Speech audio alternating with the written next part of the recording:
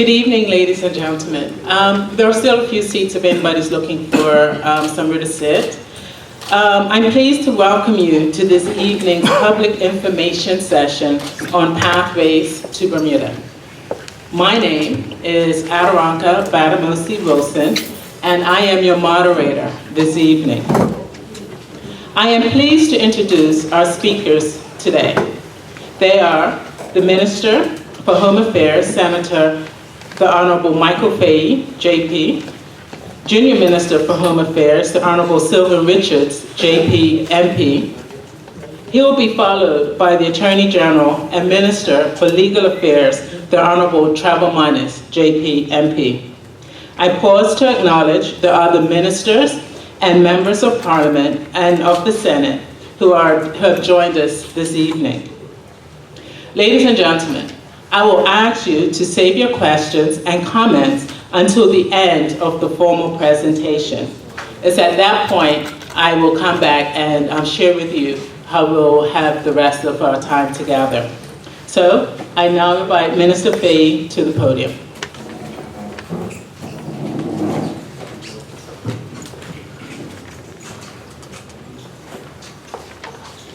Good evening, everyone, and thank you for coming this evening and your interest in the government's proposals to provide new pathways to permanent residency and Bermuda status. What we're looking for this evening is that you walk away with a fuller understanding of government's proposals and of the reasons why we say that we need to act in the manners in which are being proposed this evening.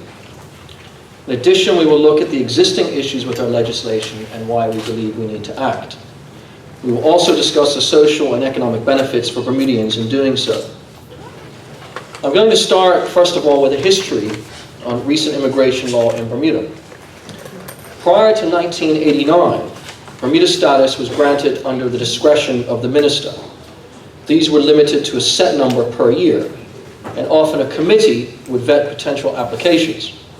Previously, an English test was administered before status was granted. In 1989, that pathway was abolished, leaving nothing in its place. The absence of any pathways led to much concern in the community. The AG can speak directly to this from his experiences. Particularly through his advocacy at the time, a new pathway for young children was introduced in 1994. Those who were born in Bermuda or who arrived before their 6th birthday, before 31st of July 1989, were entitled to apply for Bermudian status. In 1997, the then UBP government introduced the Working Residence Certificate. This was a semi-permanent residency for long-term residents of 20 years or more, arriving in Bermuda on or before the 31st of July 1989, and it was conditional upon the WRC holder keeping his or her job. In 2001, the PLP government enacted legislation giving new pathways to status in limited circumstances and new pathways to permanent residency. 2 classes were created. A 31A PRC would be granted to those long-term residents who came to Bermuda on or before the 31st of July 1989, lived in Bermuda for 20 years or more, and were at least 40 years old. A 31B PRC would be granted to a parent, sibling, spouse, or child of a 31A PRC who lived in Bermuda for 10 years. Many applications had to be made before the 1st of August 2010. And in 2014, the Chief Justice discovered a new pathway to status following the case of Karn and Korea, which essentially said any PRC who was in Bermuda on or before the 31st of July 1989 could apply for status. Let's now consider the current state of Bermuda's immigration law, starting first with an overview of the current pathways, then the issues which remain, and finally the implications of current policy. Persons married to a Bermudian for 10 years and who have lived in Bermuda for 7 years or more can currently apply for status.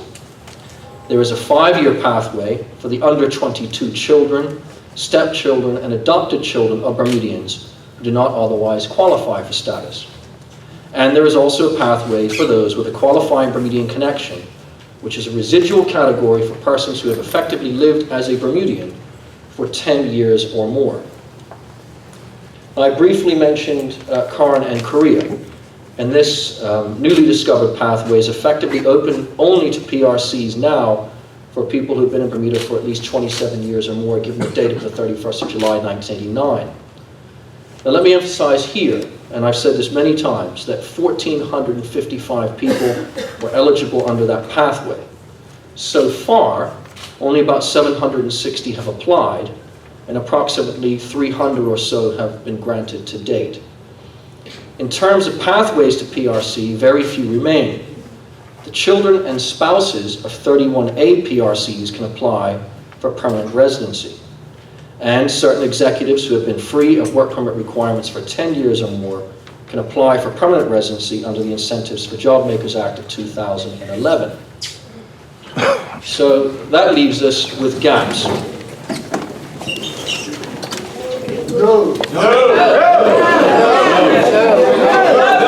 Okay, ladies and gentlemen.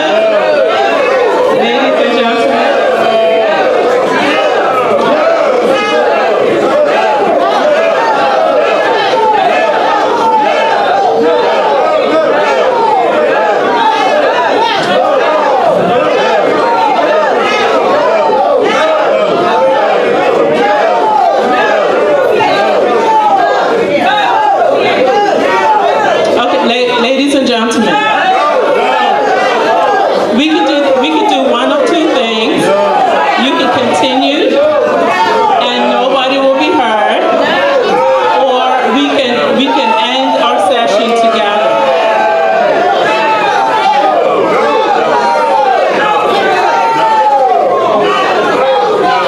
Ladies and gentlemen.